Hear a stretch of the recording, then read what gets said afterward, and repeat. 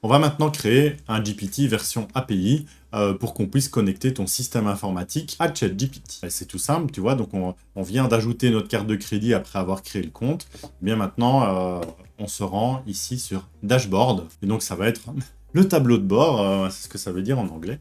Et tu vois qu'ici, c'est assez simple. Il y a sur le côté assistant. On clique sur assistant, tu vois, normalement, tu n'auras encore rien parce que tu n'as pas encore créé de GPT. Alors, comment on fait pour créer un GPT? Assez simple.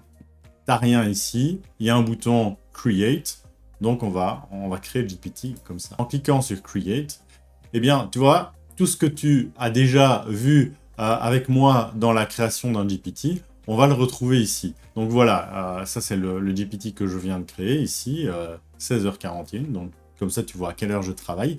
Eh bien, il faut lui donner un nom, des instructions, un modèle. Là, c'est un peu différent de ce qu'on a déjà fait pour le moment, jusque maintenant. Eh bien, laisse-le tout simplement sur 4O. Il y a même le 4O mini, et on verra plus loin quand est-ce qu'il vaut mieux utiliser un autre modèle. Mais bon, voilà. 4O. Ensuite, tu te souviens que je t'avais dit que si tu lui donnes des fichiers, eh bien, il faut cocher certaines cases. C'est ici qu'on va le faire. Et ça, c'est une première case.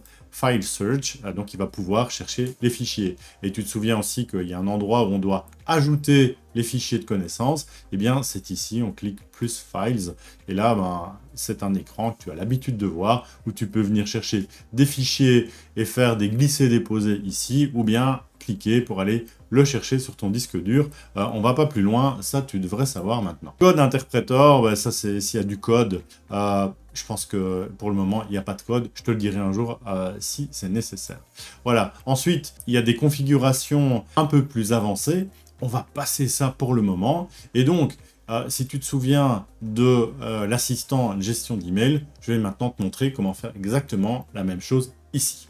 Voilà, et pour faire ça, on va simplement retourner sur le GPT qu'on a déjà créé, version interface web. On l'a ici, et tu vois, on va reprendre le nom, sublimateur d'email. Je le copie, on va reprendre les instructions, on va toutes les sélectionner. Un petit conseil, c'est CTRL-A qui te permet de sélectionner tout le texte dans un cadre, CTRL-C pour copier, et ensuite on se rend ici, et on fait CTRL-V, et voilà, c'est introduit. Et finalement, si on n'a pas besoin du file search, on a terminé. Je clique ici sur la gauche, et notre GPT, version API, est créé. Bonne suite de travail, c'est terminé. Et donc, c'est le moment de t'abonner, de cliquer sur le pouce levé, ou d'ajouter un commentaire.